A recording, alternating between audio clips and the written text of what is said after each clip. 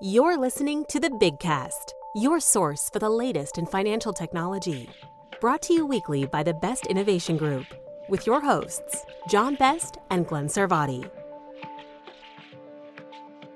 Welcome to another edition of the Big Cast. My name is Glenn Sarvati on behalf of the Best Innovation Group, where we like to do cool things with financial technology. And this week we're going to be speaking with Denise Wymore of the CU De Novo Collective, a group that's got a very wonderful mission, a tough putt, and showing really good success at it so far, of trying to generate more new credit union startups to help to replenish the number that continues to go down of overall credit unions in existence in the U.S. as the merger trend continues. So we'll be talking to Denise in just a second. First, want to remind you, you can always find out more about the Best Innovation Group by checking out our website, big-fintech.com. There you'll find more about merger and acquisition support, ironically, given what we're talking about, because there's still plenty of that going on. And once a merger has been announced, obviously the work just begins in terms of what needs to be done. We're also, we'll be talking a little bit more about AI in just a second, but work around artificial intelligence, API connectivity, things along those lines. Check out the website. You'll find out everything you need to know out there. Also want to remind you, we've got our CU Town Hall down to a monthly cadence for the summer months, but we will be doing one next Wednesday, July 9th at 3 p.m. Eastern, noon Pacific. And the focus will be on youth banking and some solutions that help to get more young people involved in credit union account management. Let's get into a couple of the headlines. And boy, the way things work these days, it doesn't take long before things get obsolete. So again, I'll just point out that go back and check the details. This may have changed by the time it airs. Who the heck knows? But as of this moment, which is Tuesday morning, July 1st, we've discussed this on past episodes, the whole notion of regulatory restraint on artificial intelligence. The big, beautiful bill currently, as I'm told, after last night's marathon session in the Senate, the restrictions on states regulating AI has been pulled out of the Senate bill. So again, who knows what's going to change one more time. But at this stage of the game, the Senate bill, assuming that it passes, and then I'm going to make that assumption that it does pass, will no longer restrict the states from regulating AI. You may recall, we've talked about this before, the House version of the bill actually placed a 10-year moratorium on any state-level guardrails to be placed on artificial intelligence. The Senate bill at first tried to come up with a more graceful workaround to that, not outlawing outright the ability for states to regulate AI, but to restrict the ability of states that did regulate AI to tap into some other federal funding. Apparently that didn't fly with some folks, and in order to try to keep the votes on the right side of the ledger to get this vote overall passed, they've actually taken it out entirely. Interesting point, Marsha Blackburn, who seems to be the strongest advocate of keeping states' rights in this one. Basic message is if the federal government isn't going to do anything, it seems really short-sighted not to let the states do something. It's a really complicated issue, but for now, that's where it stands, and we'll be keeping track of that one. Another interesting one that popped up this week, open banking, back in the news at the courthouse steps. The Bank Policy Institute, which is a group that represents the banking community, in collaboration with the Kentucky Bankers Association, is suing to try to get the overall Section 1033 open banking bill thrown out with the argument that it is unlawful in terms of the way it's laid out. The primary objection they seem to have, which I agree is not a great part of the bill, is that it prohibits banks from charging fees, even for cost recapture of making the data available to outside parties that they'd be required to share it with. Interesting situation here in that the CFPB is no longer defending its own rule. They've yet to rescind the rule, which I find very odd about all the other things that they've pretty much kind of backpedaled on that's been done via the CFPB. This one still, I think maybe they're hoping the courts will take care of that for them. But at this point, it's the Financial Technology Association that's filing friend of the court brief saying, no, no, no, this is anti-competitive if you don't allow this to happen. So you've got, again, another strange bedfellow situation of folks going back and forth on this one. Now we're back into the deliberation process. But the open banking story, as I've said before, is going to continue. It's going to happen. It may not be required of everyone. The current rule already doesn't require it of everyone because the smallest financial institutions, both community banks and credit unions, are exempted. But we'll see what happens. There's still a lot of different twists and turns in the road where this one could go. The other big story that I thought was particularly of note, Fiserv has joined the stablecoin fray. They've announced that by the end of the year, they plan to issue their own stablecoin that will be known as FIUSD, of course, US dollars being the key there, and to actually provide it through its own digital asset platform. They are actually working with the Circle company, Circle Internet Services, I believe is the name of the company technically, and using Circle's infrastructure to deliver that.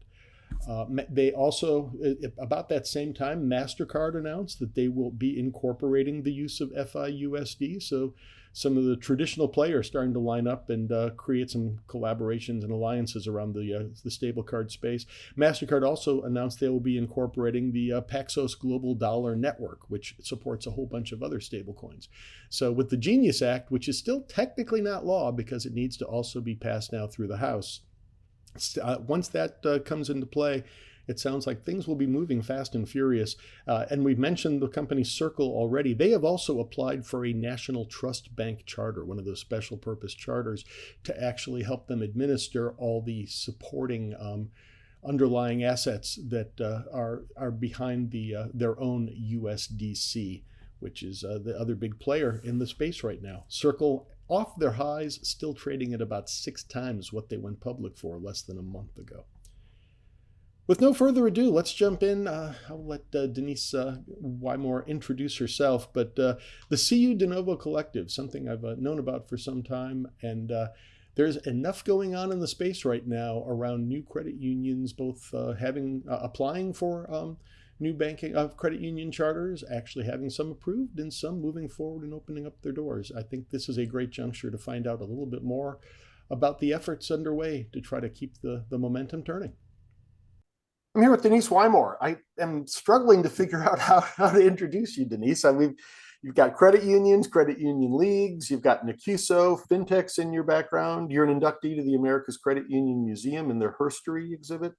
But for the purposes of this conversation, you are one of the founding team for the CU De Novo Collective, which is the whole notion of trying to get some more credit unions started up that we want to talk about today. So thanks for taking the time. Yeah, thanks for having me.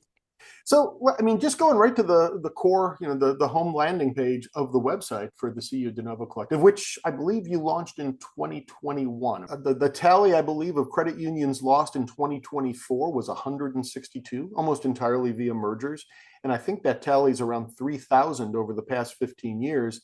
And then on the other side of the coin, new ones coming online are, I think, single digits, if I'm not mistaken. It's yes. Small. So to your point, I think this is the reason you started the collective is if the funnel is only going in one direction, you need to actually replenish or we kind of see where this thing's heading, right? Mm-hmm. Yeah, absolutely. So how this whole thing got started, I got to give Sue Mitchell credit. It was at an underground. And like you said, 2021, it would have been about that long ago when I saw Randy Carnes, former now retired CEO of CU Answers, on stage, and he asked this question, or made this statement rather. He said, in any industry where there are no new entrants and there's a consolidation of the existing, signals the beginning of the end of that industry. And that's what's happening with credit unions. And honestly, Glenn, I wasn't paying attention. I was like, wait, what? It was one of those moments. I'll never forget it. I was like, wait, what? We're not starting new credit unions. Isn't that someone's job? Right? Like, weren't the leagues formed in the 1930s with job one was to start new credit unions? Are they no longer doing that? And so I dug in and I found there were three groups that were meeting regularly, like weekly, and they were all in the process of trying to get a charter through NCUA. And I inserted myself in that group, and it kind of felt more like a support group, than anything else, because the process was extremely hard. And the three groups were previously incarcerated individuals and their families. It was an LGBTQ plus group, and it was historically Black colleges and universities. And so and it was also really like the dawn of DEI, in the credit union space where everybody was really, focused in on that. What are we And I talking remember, about here? We're talking like late, like 2015, 2018, something like oh no, that. this is 2021. This was when Oh, it this is literally right when you started up. literally right when we started up. Yeah. But remember, that was kind of the dawn of the DEI Yeah. movement, CU DEI collective and everything. And I was like, this is the poster child for DEI, right? How can the movement not get behind helping, these three groups get a credit union? And the thing they had in common was all three of these groups struggled getting service from any existing financial institution.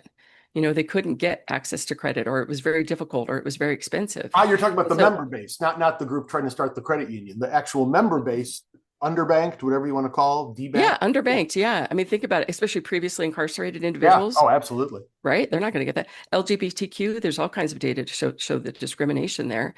And, historically, Black colleges and universities, as you know, with like a student-run credit union, they're just starting out, right? And so these three groups wanted, to go through the very arduous process. So I dug in with the NCUA and really I read their 141-page charter manual and recommended a lot of changes to it. And to Kyle Hutman's credit, he did make some of it easier. It can still. This is one of the keys. Your role as a connector. You actually had the ear of the necessary people to say, hey, Yes. maybe this 140-page manual isn't the best way to go about it. That hadn't been clearly updated since the 1980s. And yeah, so I did. And it, again, big credit to Kyle and to Sarah for really wanting to make it easier. And again, they've made some strides. It could go a lot easier, to be honest. But the real issue is there wasn't any, it was no one's job. It's no one's job to Well, start new credit you've taught me unions. something new already, and that was one of the original kind of missions of the league system. I was not aware. That was their only mission. Really? They are Wow. because they all started in the 30s. If you look at history, because 34 was a Federal Credit Union Act, and so now you can have a charter any state, right, with a federal charter. That was the point. And so all 50 states formed a league. Ohio being a big one because there was Louise Herring, right? And Louise Herring single-handedly started 500 credit unions. Really? I didn't know that. Yeah. And it was through, the Ohio Credit Union League. That was their job one. So at their peak in 1969, there were over 23,000 credit unions. And today they're less than 4,400. But talking about data, 2 years ago, I had to fill out a FOIA. I'd never done a Freedom of Information Act request before, but a FOIA with NCUA to get the number, how many applications are in the process, in the pipeline. And 2 years ago it was 51. Got another FOIA at the beginning of the year. And so year end 2024, what are we, 2025? Yeah, 2024, from 51, it had almost doubled to 96 applications. 96 applications. And Glenn, that's with the movement doing nothing. Okay, we're not out there banging the drum for new charters. Right, right. Yeah, because if I had to go around like Louise Herring, the leagues did in the 30s, and knock on doors and go to employers and talk them and educate them about what a credit union is and talk them into forming it, we wouldn't be doing it. But the opposite is happening. People are discovering what a financial cooperative is through literally a Google search in Wikipedia, and then Googling how to start a new credit union. And number one hit is NCUA. You don't get leagues, you don't get ACU, you don't get anything like that. And you get the 140-page manual. Yeah. And you get the 144-page manual that's now in 3 milestones. Yeah. So we did a lot of work. Our goal with the CU De Novo Collective was to raise awareness. And if you go to the website, cudenovocollective.org, a shameless plug for CU Ideas and Brian Ringer, they created that website for us gratis, and it's gorgeous. But our goal was to show a scoreboard of, like you mentioned, the numbers at the top of the hour, how many we've lost, how many we're gaining, and to raise awareness that we can't keep going in this direction. We absolutely can't. I think we now, I mean, it doesn't sound like much, but I think there's 4 new, and not just like applications, actually launched credit unions in this year alone, right? Which, Yes. is still a lot more than and I think, wasn't there one just in Minneapolis, if I'm not mistaken, on Juneteenth that just opened? Yeah, there's a credit union called Arise, which is a great story. And I will give credit to Ben Herring and the folks at the league there. They had a lot to do with starting that credit union. They really did. And I am there are a lot of leagues now that we've got partnerships with, and another big shout out to League Info Site and CU Policy Pro and Glory Ledoux. They donate all policies and procedures to any de novo application. And Glory is now connecting me with a state league so that we can move forward together. There's still a lot more that can be done in terms of like a Google search and really finding resources and getting resources. But I am working with a couple of leagues now by reaching out to them and saying, hey, we've got a charter application in your backyard. Would you like to be involved in this? And some have said, no, we don't do that, or we don't know how to do that. We don't have the resources. Some have said no. It's interesting. Yeah, it just shows, I guess, like you say, that the original job of the leagues was to start credit unions. Once you have an installed base, I guess just very gradually over time, I'm guessing it shifted to supporting the existing base and not necessarily. Although you've explained to me that, for the most part, again, this is the collaborative superpower. Existing credit unions are very, embracing of the opportunity to actually help new ones start up. You've got a whole mentorship program going, right? Well, one of the best ones, if you saw, the African Diaspora Federal Credit Union got their charter recently. That's the one in St. Louis? Yes. Yeah. And so how I found out about them was Monica Copeland, who used to work at Inclusive. They had reached out to Inclusive and they needed help. So she referred them to me, and their story, Glenn, oh my gosh. So the two people leading the project, one is from Togo in Africa, the other is Nigerian. And she told the story of being born on the side of the road, literally born on the side of the road in Nigeria. She was always told that she wouldn't amount to much because, she was too stupid. And she ended up coming to America on an arranged marriage and didn't even know if she'd be able to get out of the airport. Fast forward to today, she just received her doctorate. Wow. And she is the CFO for the St. Louis school system. Wow. And then in her spare time, she is trying to start or did, and it took them almost 8 years in their spare time. In her spare time, along with Michael Kojo, who's amazing, they went through the arduous process of starting a new credit union with the help of Bob McKay at Together Credit Union, used to be Anheuser-Busch, big credit union in St. Louis. Bob McKay has been their mentor throughout this project. AACUC has been involved in it. I mentioned Inclusive. CU Answers gave them a scholarship. The NCUA was really great with this charter. And what we decided going through the process, we learned a lot going through the process with this one credit union. We realized if they keep their business plan simple, like a cigar box model is what we call it, that you can start a credit union with about $100,000 in capital and be successful. If you can get a mentor with a loaned executive, if you can get a scholarship for technology like CU Answers gave them, and if you get, and the league also was a part of this process, it takes a village. And if you can get people to help you, it doesn't take $1 million or 500,000 or all these, crazy amounts of capital, which has been the issue for charters, raising the capital. Well, in-kind donations is capital, essentially. And so that is a perfect example of a successful charter. And now I call the charter, the day you get it, is the race to the start line, right? And now they're going to open their doors, which people can't step away. Now we even need to lean in more because they're opening their doors. But it's such a beautiful story. And the first product they want to offer is a payday rescue loan, because guess what? African immigrants are stuck in payday lending, and they're not being served by their local credit union. They're not being served by banks, and they want to get them out of that cycle and help them, to get wealth, the American dream. Several things I want to kind of unpack there that I think is, you pointed out, one, the cigar box model. I think, in today's day and age, I think you mentioned to me before that CU Answers has stepped up with the scholarship approach where they stand ready to help with the infrastructure and the software. Yeah. Folks have a solid plan.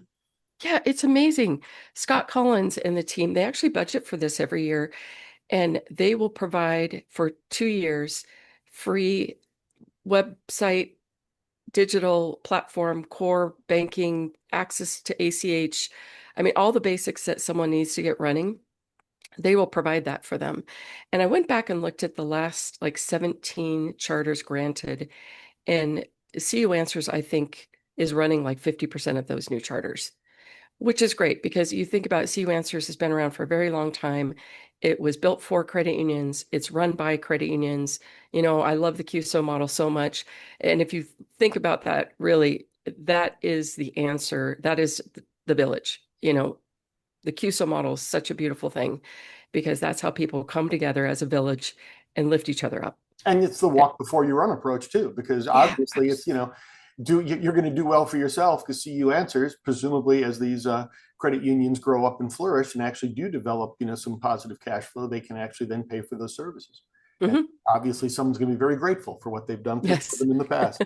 Now you mentioned also that because you and I just had, and we'll probably run out of time, but one of the things we talked about earlier was a credit union looking to form at the University of North Carolina, which Yes. I stumbled upon because a friend of mine who was a UNC grad sent me an article from the Daily Tar Heel. I connected at you and you were like, oh, I haven't heard of this. And so you mentioned kind of SEO. One of the challenges is, trying to get the word out to people. And we've had a great conversation with those folks. But, from one of the things I've heard from them, and I think you already mentioned this, is capital raising is probably the single biggest impediment. The number 500,000 gets thrown around, but you seem to think that we actually have a model that can be done for significantly less than that. Yeah, the last two charters, what I've heard was one was 80,000 in capital and one was 120. And so, and you just have to be realistic about what you come out of the gate with in terms of the services you're providing. That actually, that's enough to that capital can support them. I always tell groups that come to me wanting to seek a new charter, the only way you can come out like full service in 3 years is if you have a rich uncle, right? Otherwise, it's not a good business plan all around. And I think any credit union CEO would admit, wrap your head around starting a credit union today. And all the credit unions that are forming like Arise, many of them are focused on, getting people out of payday lending. That's a signature loan, right? That's not a super complicated transaction.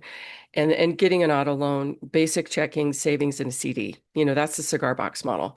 The crawl, walk, run approach it's just really smart. Again, unless you've got a rich uncle and a different business plan, almost every group I talk to, this works for them. And so we're encouraging folks to kind of adopt that approach. And our goal is to build more and more templates, if you will, for the charter process so that folks that come in with a very similar model can have something to work from. One thing that's frustrating for me with the NCUA, go onto the NCUA's resource page and click on merger, and you will see one page comes up with hyperlinks to fillable PDFs that clearly have been vetted by lawyers. I mean, it looks like you could just fill in the blank and merge a credit union today. You go to start a new credit union from the resource page, and there are 17 steps, very little template helps, and it's in 3 different milestones, and it is 144 pages are still there. They're just in, a better order, but it's still all there. It's still that difficult, and very little templates. So imagine that we were actually expecting new credit unions to be able to create a business plan, a 3-year pro forma, and to write all of the policies and procedures from scratch is how it is basically set up. And I think you said we've got, was it CU Policy? There's somebody CU Policy Pro ready to offer those as well, right? Yeah, they'll give it. It was so great. And you know how many policies and procedures a basic application needs?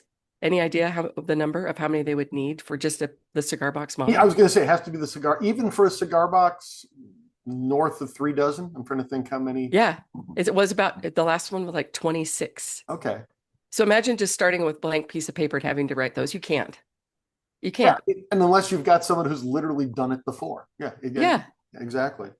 Yeah, but even the 100,000 has got to be daunting for a lot of these types of organizations. And I think you used the phrase, it has to be basically a donation. We're not talking about capital stock. We're not talking about deposits you can withdraw.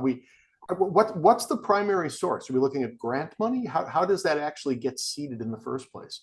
Yeah, the donations, most of these groups do put up a website and have some kind of fundraising opportunity. I will say when we launched the CU De Novo Collective, we had a couple groups that approached us and said, we'd like to help, and we're not sure how to help, but maybe make a donation. And that is what led to the foundation. I thought, ooh, people want to give us money. let's start a foundation. And we worked with Farley Water Witt because they've created a lot of the league foundations and created the CU De Novo Collective Foundation 501c3. And our goal, our only activity is to get donations for capital for credit unions. And when we launched it last year, and we actually launched it on the 90th anniversary of the Estes Park, Colorado, and the Federal Credit Union Act. And, after my spirit animal, Louise Herring, we did this Louise Herring Fund. Glenn, it was a really bad time to ask credit unions for money. I was really banking on altruism, right? And these credit unions like, yeah, I want to help. Let me put some money there. We got a lot of friends and family donations, which is great. We have a few recurring.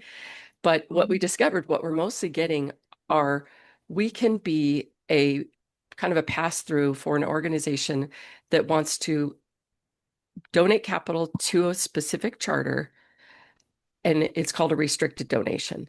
And so they can donate the capital through our 501c3, get the tax write-off. We hold it in a separate GL, if you will, for that credit union for a certain amount of time. And the first one that we did that for was actually Kyle Hauptman's pilot program of the provisional charter. And so they piloted 2 credit unions last year that they gave them provisional charters. So they went through the whole process. They were awarded the charter. And with that charter in hand, now they can go raise capital. It was meant to solve that chicken and egg dilemma. Okay. And it seemed to have worked for one of them. I mean, it's early on, but we found with our foundation, we were able to do that for them, to be the conduit, the place where the restricted donation can go sit and they can continue to fundraise. And we earmark it for them. Talking about the University of North Carolina de novo attempt that they're doing, I know they started their own GoFundMe, and that's the beginnings of where they got some capital. It sounds to me like what you're doing through the foundation is almost basically a tax-exempt GoFundMe. You can actually assign it to one specific initiative, hold the money, and then when it comes to pass, then you can actually pass it through. And I did talk to the UNC kids about our 501c3. We had a separate meeting about that and told them about the restricted donation. And they actually felt that would really help them with saying, don't, because it has to be a donation, the capital. Yeah. But if they just don't donate directly to the cause, they're not necessarily going to get the tax deduction. Exactly. I think that might be the best way to explain it to people. A tax deductible GoFundMe. I love it. Yeah, I like that. Thank you. So we've got the mentorship program, we got the capital contribution. I think those, and you mentioned the 2 provisional, but neither of those are technically in operation yet. Those 2 provisional charters that were granted, I think we got 4 new credit unions, maybe 5 or 6 now, because I think that site note has not yet been updated for ones like the one in Minneapolis. Oh yeah, we haven't. You know what? Yeah, because they're coming in fast and furious. I do not believe they have. Well, they received their charter. So that has already been announced.